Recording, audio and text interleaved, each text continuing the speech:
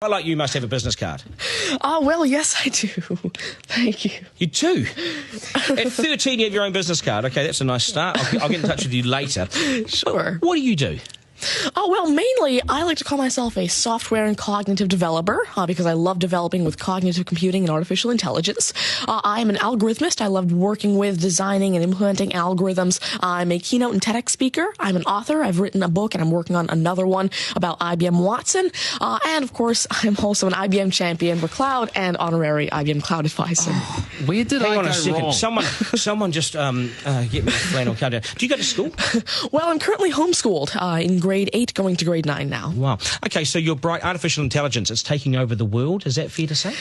Well, you see, that's actually one thing that I believe a lot of people have, this sort of misconception that artificial intelligence is this technology that was made to replace humans at really everything we do, whether it be, our jobs or whatever we do at home every day. But really what I believe is that artificial intelligence was developed and is continuing to be developed for the sole purpose of really augmenting our life and amplifying our skills or capabilities and what we can do every day. But what about when the computers actually learn that they're better than us? Well, you see, that's sort of called a singularity of artificial intelligence, at which point artificial intelligence has surpassed human intelligence to the point that we cannot control it. But really what I believe at this point, artificial intelligence, I won't go into the details right now since we're limited on time, but the thing is right now, artificial intelligence itself as a technology is so foolable and so primitive that either A, we won't reach that singularity point, or B, if we do, it's a very long ways off. Do you understand that, Mark? No. I couldn't. I wanted to take notes for the exam at the end of this. You lost them in the first sentence. Could I perhaps offer you a golf ball?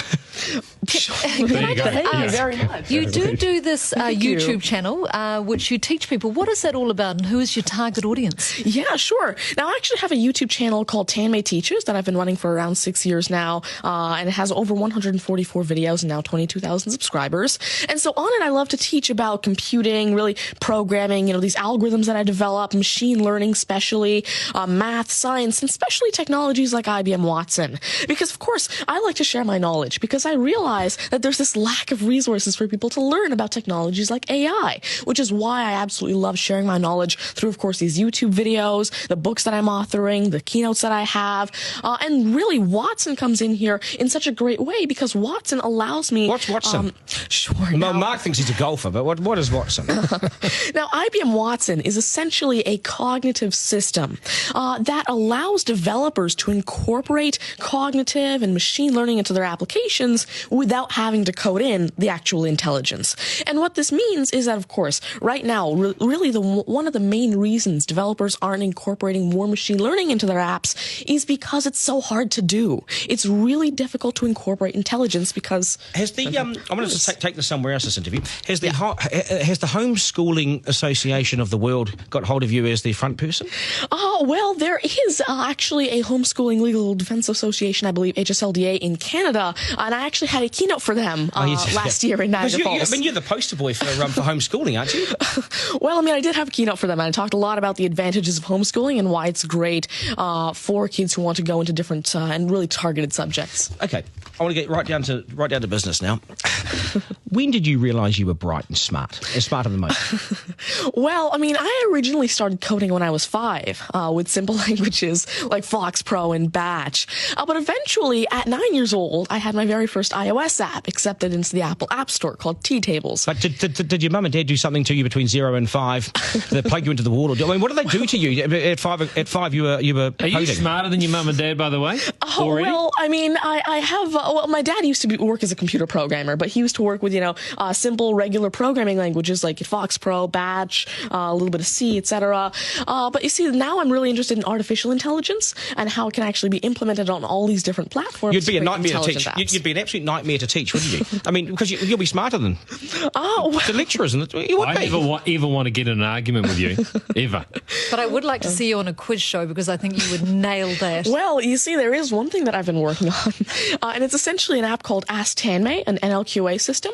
And so essentially, it's a system system that can take your natural language questions and answer them for you using Watson and artificial intelligence. And actually, the original reason why I made Ask Tanmay, there's an Indian version of the Who Wants to Be a Millionaire show called KBC, which I originally wanted Ask Tanmay to play. So that actually ties in quite a bit with what I wanted to do. It's nice to see you. Do you get, because you're homeschooling, you wouldn't go to school dances and things like that, would you? School socials and things? Do you go well, I actually used to be regularly schooled until grade 6. Right. Then I became homeschooled, and so of course I still do have my This is friends still from a school. victory for public schools. Take that golf ball and bring it back to me when you've actually worked out a way in which it'll always go straight.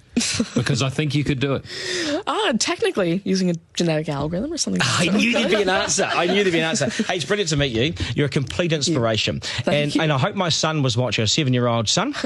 Message to Buster Garner, you got work to do, mate.